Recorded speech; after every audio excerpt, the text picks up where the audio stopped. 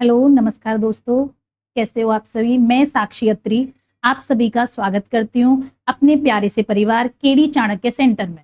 और कैसे हो आप सभी? उम्मीद करती हूँ आप सभी अच्छे होंगे। जैसा कि आप सभी को पता है यूपी ट्रिपल एससी पेट का एग्जाम बहुत जल्दी आने वाला है। 6 और 7 सितंबर उसके लिए डेट रखी गई है, जिसके लिए हमारे केडी चाणक्य सेंटर में आपके लिए हिंदी क्लासेस की सुविधा प्रोवाइड कराई गई है, जिसमें मैं आपको हिंदी कराऊंगी और हिंदी में मैं सबसे पहले आपको उसका पेट का सिलेबस बताऊंगी। तो चलते हैं सिलेबस की तरफ। सिलेबस में आपके हिंदी में क्या क्या आएंगे? नंबर 1 संधि, सबसे पहले संधि। सेकंड नंबर पे क्या आएगा? विलोम शब्द। थर्ड नंबर पे पर्यायवाची शब्द। फोर्थ नंबर पे वाक्यांशों के लिए एक शब्द, यानी कि आपको एक वाक्य दिया जाएगा और उसके लिए आपको क्या बोलना होगा? एक शब्द बताना होगा। फिर करेंगे लिंग, स्त्रीलिंग और पुल्लिंग, समश्रुति भिन्नार्थक शब्द जो अलग अलग दिखने में सेम वैसे अलग होते हैं। और 7वें नंबर पे मुहावरे एवं लोकोक्तियां।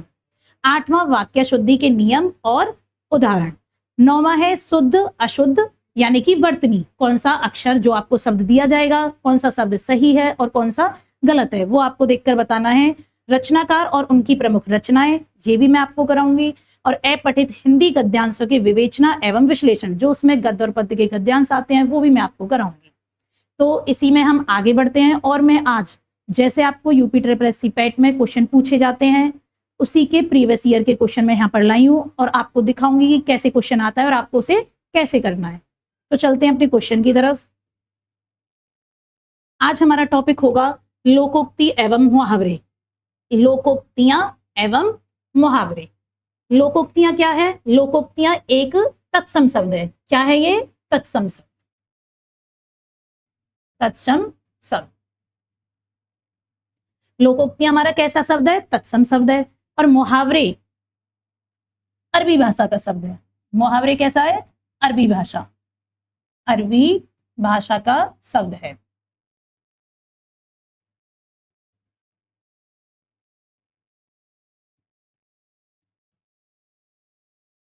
मुहावरे क्या होते हैं? ये वाक्य का एक अंश होते हैं, तो इसलिए मैंने क्या बोलते हैं? वाक्यांश। मुहावरे क्या होते हैं? वाक्यांश। और ये क्या होती हैं? लोकोक्तियां। ये वाक्य होती हैं, इन्हें हम वाक्य बोलते हैं। ठीक है, मुहावरों को वाक्यांश बोलते हैं और लोकोक्तियां क्या होती हैं? हमारी वाक्य होते हैं। मुहावरे में एक ट्रिक होती है इसकी पहचान करने की। अगर बाइलक एग्जाम में आपको पहचान करने के लिए आए कि दोनों में मुहावरे हैं या फिर लोकोक्तियां, तो मुहावरे के लिए अधिकतर जो 99% ठीक ट्रिक बैठती है वो कौन सी होती है? इसके लास्ट में,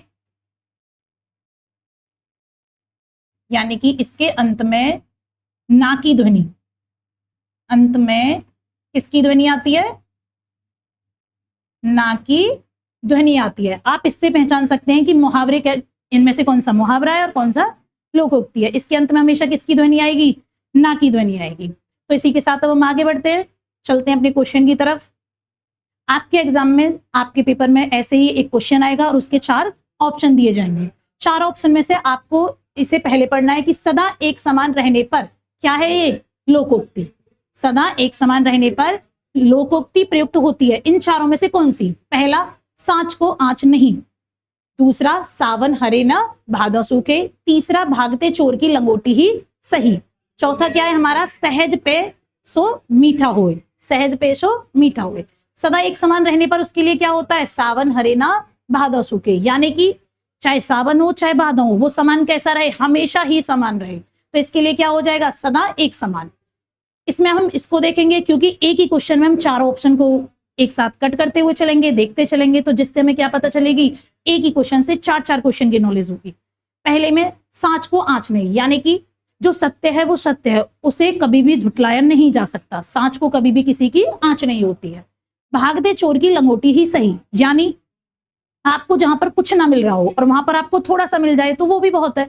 जहां कुछ ना मिले वहां पर हमें थोड़ा सा भी मिल रहा है तो वो तो हमारे लिए बहुत है। तो उसके लिए क्या यूज होता है? भागते चोर की लंगोटी ही सही। सहज पे सो मीठा हुए, यानी अगर आप किसी काम को सहज यानी कि धीरे धीरे करते हैं और धीरे धीरे करने पे वो कैसा काम होगा? बहुत ही अच्छा होगा। आप कोई डायग्राम या फिर कुछ भी बनाते हैं तो आप उसे जल्दी जल्दी बनाओगे तो वो कैसा बन जाएगा? आड़ा टेढ़ा बनेगा। और अगर आप उसे बहुत ही आराम से धीरे धीरे बनाओगे तो वो कैसा बनेगा? वो अच्छा बनेगा। तो उसके लिए हम क्या यूज करते हैं? सहज पे सो मीठा हुए। चलते हैं नेक्स्ट क्वेश्चन पे। हमारा नेक्स्ट क्वेश्चन है लाभ ही लाभ अर्थ के लिए सही लोकोक्ति क्या है? लाभ ही लाभ, ये क्या है हमारी लोकोक्ति। इसमें हम ऑप्शन देखेंगे। पांचों उंगलियां बराबर नहीं होती, पहला ऑप्शन हमारा कौन सा है? पांचों उंगलियां बराबर नहीं होती। दूसरा नेकी कर और कुएं में डाल। तीसरा पांचों उंगलियां घी में। चौथा नेकी और पूछ पूछ। इसके लिए क्या सही होगा?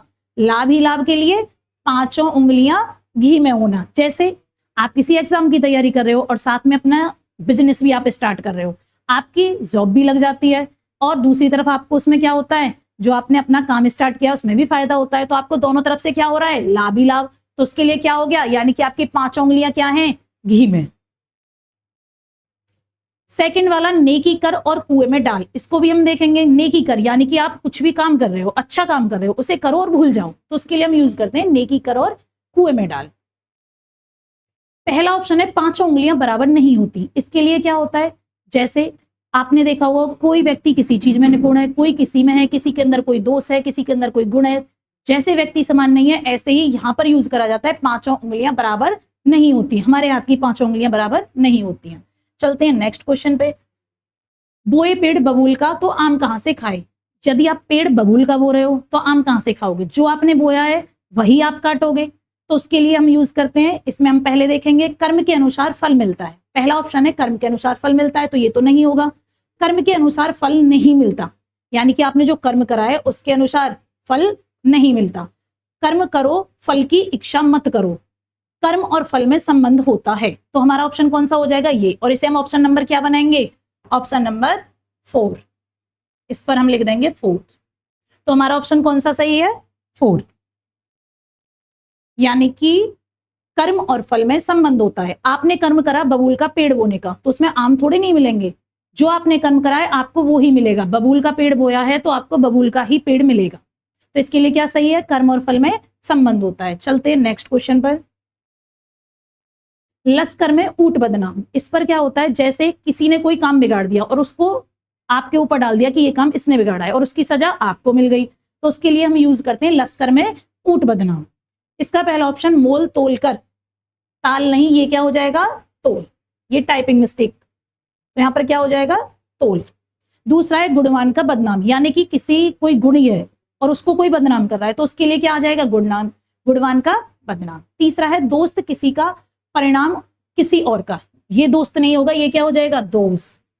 क्या हो जाएगा? दोस्त, यानी कि दोस्त तो किसी और का और परिणाम किसी और को मिल रहा है। तो हमने अभी ऊपर क्या सीखा था? लश्कर में ऊंट बदनाम, यानी कि दोस्त किसी और का और परिणाम किसी और को मिल जाए। चलते हैं नेक्स्ट क्वेश्चन पे।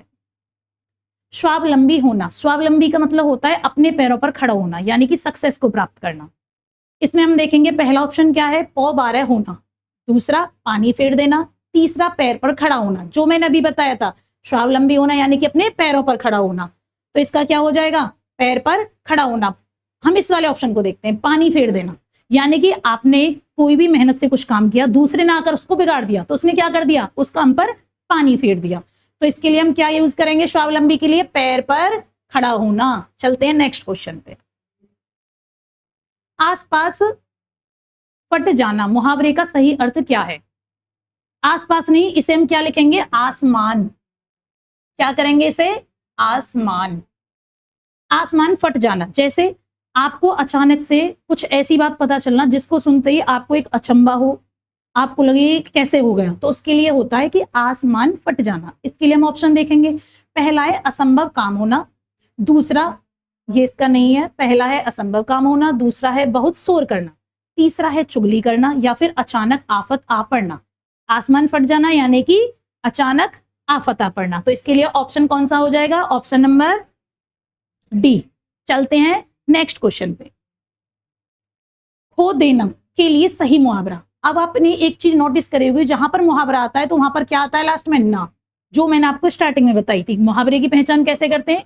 कि उस वाक्यांश के अंत में क्या लिखा होगा? ना शब्द होगा, तो इससे हमें पता चलती है क्या है? मुहावरा। इसमें पहला ऑप्शन क्या है? हाथ काटना। दूसरा हाथ साफ करना। तीसरा हाथ मलना। चौथा हाथ धोना। खो देना, जैसे आप जॉब की तैयारी नहीं कर रहे हो, आपके हाथ से यूपीएससी की जॉब निकल गई, आप यूपीएससी की प्रिपरेशन नहीं कर रहे हो, किसी दूसरे ने ले ली, तो आप क्या रह गए? आप हाथ धोते रह गए, यानी कि हाथ धोना, आपने वो जॉब खो दी। तो इसका ऑप्शन कौन सा हो जाएगा? हाथ धोना, ऑप्शन नंबर डी। चलते हैं नेक्स्ट पे। विरोध करना के लिए सही मुहावरा, मुहावरा क्या आ रहा है इसमें, नाशब्द। मुहावरे में क्या आ रहा है, नाशब्द। जो इसकी पहचान मैंने बताई थी 99% ये काम करेगी। पहला क्या है, सर झुकाना, दूसरा सर कटाना, तीसरा है सर उठाना, और चौथा ऑप्शन है हमारा सिर चढ़ाना। तो विरोध करना के लिए क्या होता है, हम किसी के सामने अपनी बात रख दें, यानी कि हम अपना सर उठाकर बोलें कि नहीं ये बात सही नहीं है, ये सही है, तो उसके लिए सर उठाना है, यानी कि उस बात का हम विरोध कर रहे हैं। सर कटाना, जैसे हमारे सिपाही होते हैं हमारी धरती माता के लिए, वो हमेशा अपना सर कटाने के लिए तत्पर होते हैं, तो उसके लिए हम क्या यूज करते हैं, सर कटाना। सर झुकाना, जैसे सम्मान में किसी के सामने सर झुकाना, या फिर कोई जबरदस्ती हमसे सर झुकवाए, तो उसके लिए क्या होता है, सर झुकाना, यानी कि किसी के सम्मान में या फिर कोई वैसे, तो इसके लिए क्या होगा, विरोध करना के लिए सर उठाना। चलते हैं नेक्स्ट क्वेश्चन पे। ख्याली पुलाव पकाना, मुहावरे का अर्थ है ख्याली पुलाव पकाना, यानी कि आप अपने अंदर किसी भी बात को, कोई भी बड़ी बात हो या कैसी भी, उसकी आप बस कल्पना कर रहे हो, उसके लिए ना कोई कर्म कर रहे हो ना ही कुछ कर रहे हो, लेकिन आप मन में क्या कर रहे हो, उसके लिए ख्याली पुलाव पका रहे हो। इसके लिए हम ऑप्शन देखेंगे। पहला है गुणात्मक वृद्धि होना, दूसरा है भूला हुआ दुख पुनः याद आना, तीसरा ऑप्शन है असंभव बातों की कल्पना करना, और चौथा क्या है, उपद्रव मचाना। तो इसके लिए क्या सही हो जाएगा, असंभव बातों की कल्पना करना, यानी कि आप सपने तो बहुत बड़े देख रहे हो लेकिन उसके कर्म नहीं कर रहे हो, तो क्या हुआ, वो आप अपने मन में क्या कर रहे हो, ख्याली पुलाव पका रहे हो। तो इसका ऑप्शन क्या हो जाएगा, सी। चलते हैं नेक्स्ट क्वेश्चन पे।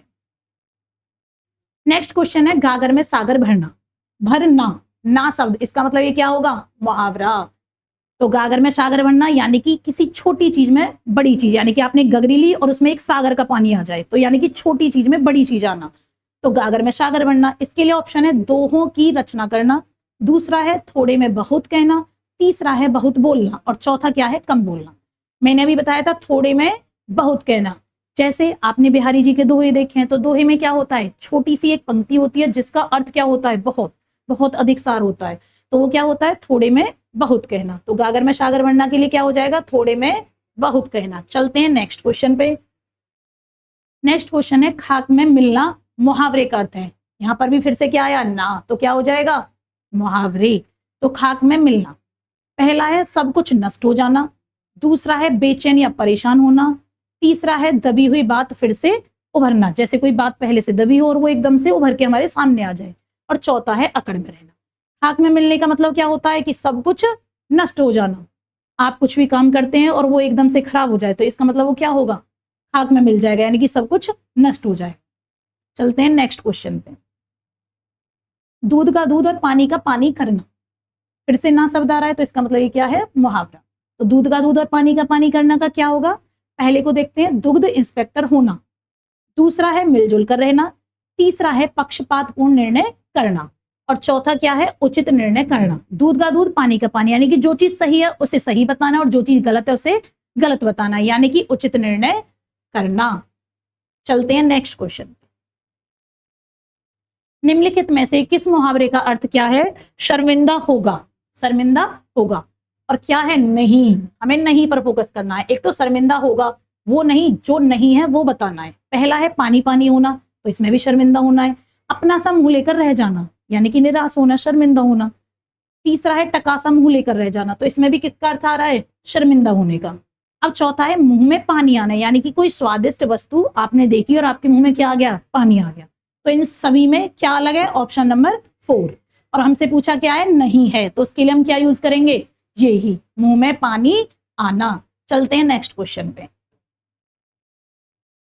आधा तीतर आधा बटेर, तीतर और बटेर दो प्रकार के अलग अलग पक्षी हैं जिनको मिलाकर एक बनाया गया है। तीतर और बटेर दोनों अलग अलग है, मिलाकर एक करा गया है। तो अब हम ऑप्शन देखेंगे। बेमेल चीजों का सम्मिश्रण, यानी कि अलग अलग चीजों का सम्मिश्रण कर देना। संकर चिड़िया, जो अलग अलग दो प्रजातियों की चिड़िया होती है। अनुपम वस्तु, समान कार्यों का मिश्रण, यानी कि दो एक जैसे कार्यों का मिश्रण। इसमें बोला है आधा तीतर आधा बटेर, तो दो अलग अलग चीजें, तो यहाँ पे अलग के लिए क्या हो जाएगा, बेमेल चीजों का सम्मिश्रण। चलते हैं नेक्स्ट क्वेश्चन। नेक्स्ट है हमारा नेकी कर दरिया में डाल, यानी कि कोई अच्छा काम करो और उसे करके भूल जाओ, यानी कि किसी की हेल्प कर रहे हो तो उसे करके भूल जाओ। ये नहीं कि बदले में आप भी, कि अगर हम आपकी हेल्प कर रहे हैं तो आप भी हमारी करो। तो नेकी कर दरिया में डाल, इसके लिए हम देखेंगे मदद करके मदद की उम्मीद करना, यानी कि आपने दूसरे की मदद तो कर दी और आप भी बदले में मदद की उम्मीद लेकर बैठे हो। दूसरा है उपकार करके उपकार की बात को भूल जाना, यानी कि नेकी कर दरिया में डाल। आपने उपकार किया और उसको कर कर आप भूल गए। घृणा के बदले प्रेम करना, आपसे कोई घृणा करता है और आप उसके बदले प्रेम करते हो। इसी के साथ मैं अपनी वाणी को विराम देती हूँ, और अगर आपको क्लास अच्छी लगी हो तो इसे लाइक करना, शेयर करना। So thank you.